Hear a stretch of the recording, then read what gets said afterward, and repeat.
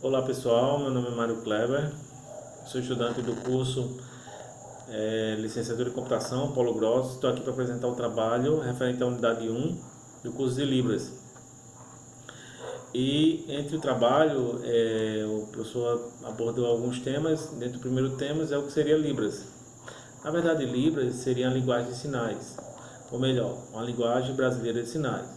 Porque Libras ele não é uma linguagem universal, né? Ela é uma linguagem adotada pelo Brasil para poder haver a comunicação entre as pessoas surdas, né?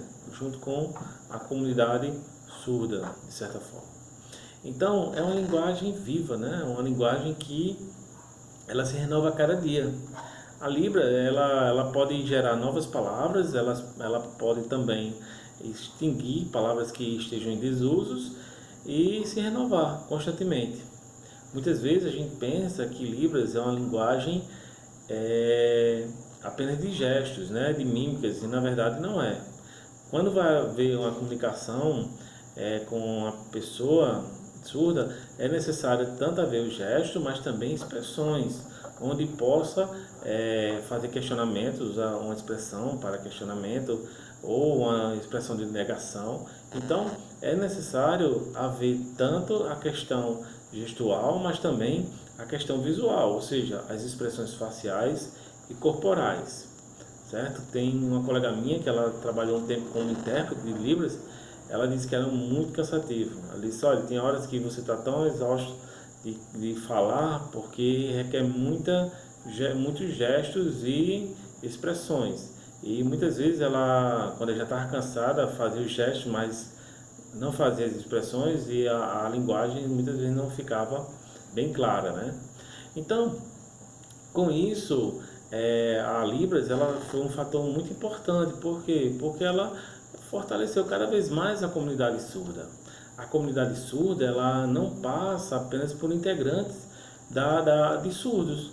Ela vai bem além. Ela vai além de integrantes, ela vai também a pessoas ouvintes, né, participantes, familiares, professores, pessoas que são simpatizantes, adeptas da comunidade e buscam cada vez mais fazer o compartilhamento de informações e busca também até mesmo empoderar, criando federações, fazendo parte de espaços, tanto religiosos como outros tipos de adequação. Então, essa comunidade, de certa forma, ela se fortalece cada vez mais. Que bom que ela se fortalece, né? Cada vez mais, em que possa difundir a cada instante essa maneira de comunicação com essas pessoas, né? Então, até se chegar a essa comunidade não foi fácil, né? Houve uma trajetória histórica que, se a gente for observar, foi um momento muito difícil, né? Eles eram realmente discriminados, né? Ou melhor, não vou dizer nem discriminados, eles eram dizimados. Então, quando você vai ver na Idade Antiga, lá no início, os pessoas surdas, no início mesmo, eles eram até adorados porque muitas vezes achavam que, por não falar com pessoas, eles estavam falando com os deuses, né? Mas, além disso, eles também eram castigados, até mesmo por não falar e achar que falavam por Deus, né? Pelas comunidades judaicas da época. Aristóteles mesmo, ele acreditava que os surdos eram incapazes, né, de se relacionar. Ele também achava que não havia como ensinar, né, o surdo. Se a gente for observar, na Grécia, né, eles também eram considerados incapazes, vistos como pessoas que não tivessem raciocínios e eram até incômodos para a sociedade. Muitos deles eram lançados no mar, quando sobreviviam eles eram abandonados, eles eram rejeitados em praças públicas e no campo, ou seja, quando um pai detectava que o filho não falava, era surdo, então eles já eram rejeitados. Uma cidade militarista como Esparta na época, né, eles já eram jogados do alto de rochedos. Lá em Roma eles eram abandonados e muitas vezes eram colocados como escravos sem educação alguma. Então, quando se chega nessa idade antiga, né, uma idade, se a gente for olhar historicamente, é uma idade muito difícil, eles tiveram realmente todo esse momento de, de discriminação, né, sobre as pessoas que eram surdas. Já na Idade Média não houve muita diferença, eles continuaram também a serem discriminados, mas já haviam-se a possibilidade de haver uma comunicação através de gestos. Por mais que eles eram mal vistos pelas igrejas, por eles não falarem, ter possibilidade de confissão de fé, mas já começaram a pensar na possibilidade de educar o surdo, né? Já houve essa possibilidade de haver uma educação para o surdo. Já no início da Idade Moderna em diante, foi quando começou a haver uma possibilidade dos surdos aprenderem linguagem de sinais, né? Por meio de sinais. Mas ele não parou só nisso, né? Começou a difundir, começou a haver escritas para difundir a necessidade de suprir essa deficiência do surdo, né? De certa forma, passou a ter a possibilidade de receber instruções, né? Como Girolamo Cardano, né? Ele disse que não era crime instruir o surdo, né? Então, começaram a haver uma mudança de pensamento sobre essa comunidade. Até chegar na era contemporânea, onde já começa a haver uma medicina voltada para o sistema auditivo, já começa a haver a possibilidade de professores surdos ensinarem, né, através de língua de sinais. Então, já houve uma difusão, já foi possível difundir, né, o conceito de combater, né, essa discriminação surda através da necessidade do ensino dessas pessoas, né, da instrução, através do uso da linguagem oficial para surdos, a especialista defendendo o oralismo e tudo mais. Então, todo esse contexto histórico foi importante, principalmente para difundir uma cultura, né, da comunidade surda, tanto o fortalecimento da sua cultura como da sua identidade.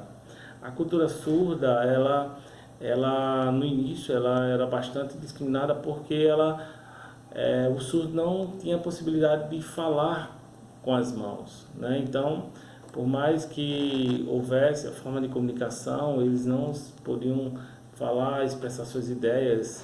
Então, eles tinham ainda essa dificuldade. Mas com o decorrer do tempo, essa cultura ela passou a ser modificada. Porque o surdo, em primeiro plano, ele tem uma cultura focada junto com o ouvinte, né? Por conviver com os pais, com os familiares. Então, ele recebe aquela cultura de casa, né? Aquela cultura focada naquele ensinamento.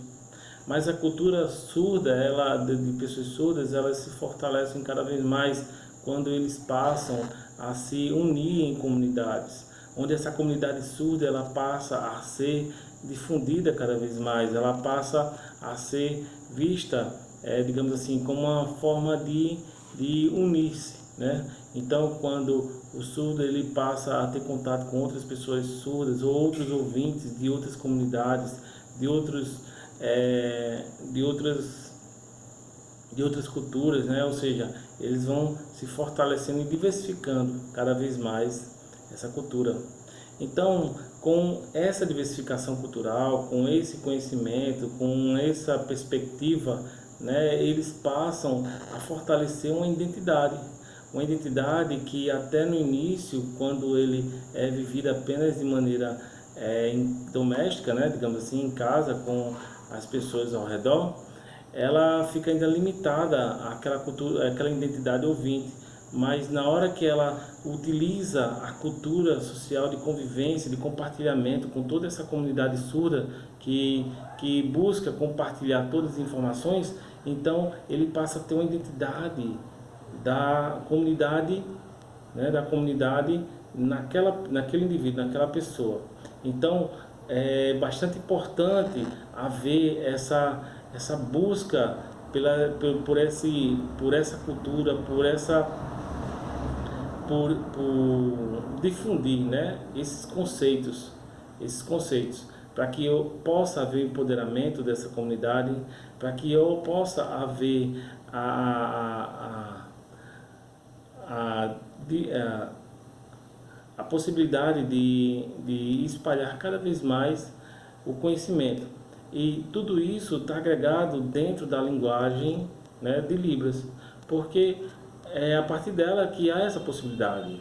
Há a possibilidade de haver essa comunicação, há a possibilidade das pessoas expressarem suas ideias, seus ideais, seus objetivos, suas ideologias. Então, além da união, né, da comunidade, a linguagem, né, Libras e sinais, ela, digamos assim, ela dá essa condição, ela dá essa possibilidade de discutir ideias, defender valores,